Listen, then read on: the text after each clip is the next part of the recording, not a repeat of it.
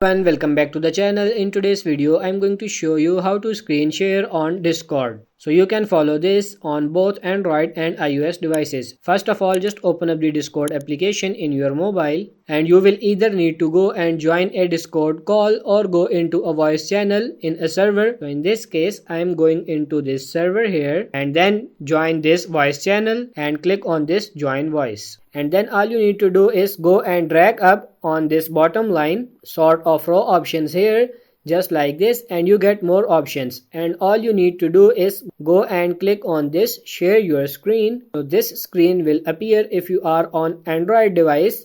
If you are using iOS device, it looks slightly different. There will be a similar menu basically saying do you want to start sharing. Click on this try it now and click on start now, and you are now sharing your screen, and then you can close off Discord and you can start sharing it. You can open up other apps and things. So now you can do whatever you want, and now once you have finished, come back to Discord, tap on this stop sharing, and your screen shared is stopped. So that's pretty much it for this video. I hope this video was helpful. If it is, like it and subscribe to the channel. Thank you.